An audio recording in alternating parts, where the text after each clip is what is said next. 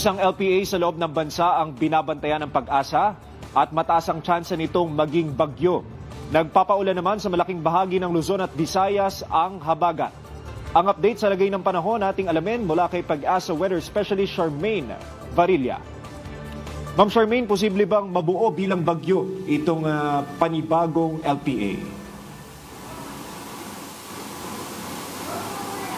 Magandang hapon din po sa inyo, maging sa ating mga tigapakinig at naritong ulat sa lagi ng panahon. Yung binabantayan nga natin na dalawang low pressure area, yung isa nga doon ay nalusaw na. O yung dati si Bagyong Luis na naging LPA, ito yung nalusaw kanilang 2:00 ng hapon. At mas binabantayan na natin ngayon yung low pressure area dito sa may kanlurang bahagi ng Bacnotan, La Union na nasa layong 180 kilometers. Dahil sa ngayon, mataas na yung chance nito na maging isang ganap na bagyo sa loob ng 24 oras. At wala pa naman tayo nakikitang movement nito, almost stationary. Ngunit sa mga susunod na oras, posible nga yung dumaan o tumawid sa kalupaan ng Northern and Central Luzon bukas. At kung mangyayari yan, posible tayong magtaas ng wind signal habang pinabaybay niya ang kalupaan ng Luzon. At kung mangyayari din yan, papangalanan natin yan na si Bagyong Maymay. Samantala, patuloy pa rin ngayong epekto ng southwest monsoon dito sa may southern Luzon at western section ng Visayas. Magdudulot ngayon ng pabugso-bugsong malalakas na mga pag-ulan dito sa Metro Manila, Rizal, Cavite, Batangas at Occidental Mindoro. LPA naman, yung siya nakaka-apekto sa Ilocos Region, Cordillera, Cagayan Valley at Central Luzon. At habagat naman ang siya nakaka-apekto sa nalating bahagi ng Calabarzon at Mimaropa, magisan Antique, Iloilo at Guimaras. At yung bagyo mo naman sa labas ng ating PAR na may international name na Typhoon Dolphin ay huling na mataan sa layong 2,095 kilometers east-northeast o silangan na extreme northern Luzon. Kumikilos yan ngayon pa kanluran sa bilis na 20 kilometers per hour. At hindi rin natin inaalis yung posibilidad na maaari ngayong pumasok sa loob ng ating PAR. At posible ngang magtaas tayo ng wind signal dito sa may bahagi ng Batanes.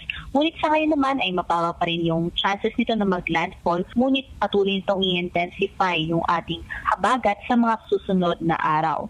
Ngayong araw, asahan pa rin natin yung malalakas na mga pag-ulan dito sa may bahagi ng Metro Manila, Bulacan, Cavite, Batangas at Occidental Mindoro at maaari pa ngayong madagdagan, especially sa malaking bahagi ng Central Luzon at sa kanlurang bahagi ng Northern Luzon at sa katimugang bahagi ng Luzon. Kaya patuloy tayong matabi sa Pag-asa dahil sa mga peligrong maaaring dalhin ng malalakas na mga pag-ulan gaya ng pagbaha at pagguho ng lupa.